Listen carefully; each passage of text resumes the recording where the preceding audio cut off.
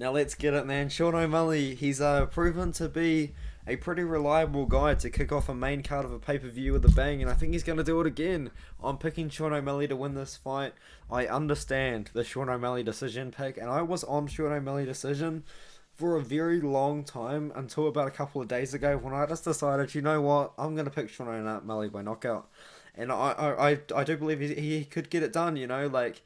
Yeah, the third round win over Chris Moutinho hasn't aged that well considering Guido Canetti knocked him out in the first round.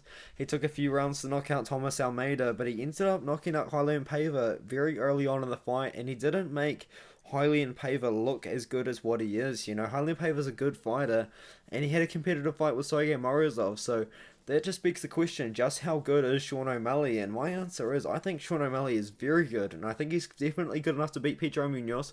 Maybe he beats Pedro Munhoz by decision. In fact, that's probably the more likely outcome. But Pedro Munhoz has never been finished ever. All 7 of his losses are by decision, and I'm picking O'Malley by knockout. I do think that he's going to get it done, man.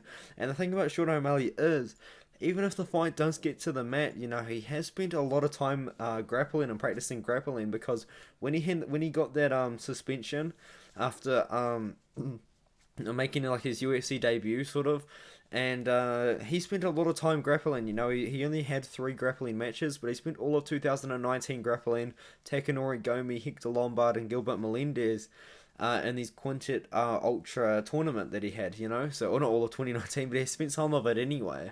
And I think that's pretty cool, you know, he's got that in his back pocket, he's got time spent grappling in his back pocket, which is cool. But Sean O'Malley, primarily striker, really good striker, really underrated striker. I feel like a lot of people know him for his personality, that he's a really good fighter himself, man. Sean O'Malley really is a good fighter, and he really is, as I said, a very good striker. I don't know how many times I said that in the video, way too many, but Pedro Munhoz, man. Pedro Munhoz has fought some legends, and he's never been finished by any of them. That's why a win for Sean O'Malley over Pedro Munhoz will look so good.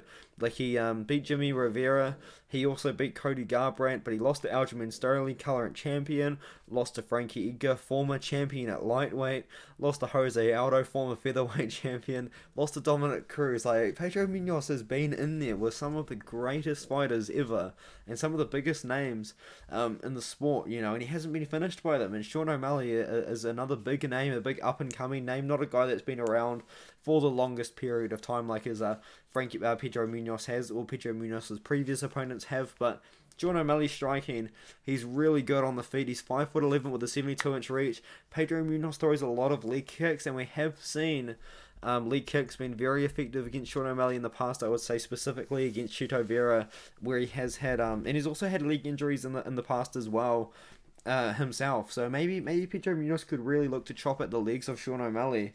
But I do think that Pedro Munhoz is going to lose the fight. Sean O'Malley by KO or decision. I'm leaning the KO side, man. Pedro Munhoz has never been knocked out, but Sean O'Malley, I feel like if there's someone that's going to do it, it's going to be a young up-and-coming guy. And Sean O'Malley is the young up-and-coming guy that Pedro Munhoz has been given. And I feel like maybe there's a good chance he gets it done. He's got a huge reach advantage. He's got a big height advantage as well. He's going to be big in that cage, man. He's got really good front kicks. He's got really good hands. He's just got really good everything, you know. And Sean O'Malley, man, I do believe he's going to get the KO. I'm impressed with his skill set. A lot of people think of him as a personality, but this guy is a good fighter. Sean O'Malley's a really good fighter, in my opinion. So let's see how it goes.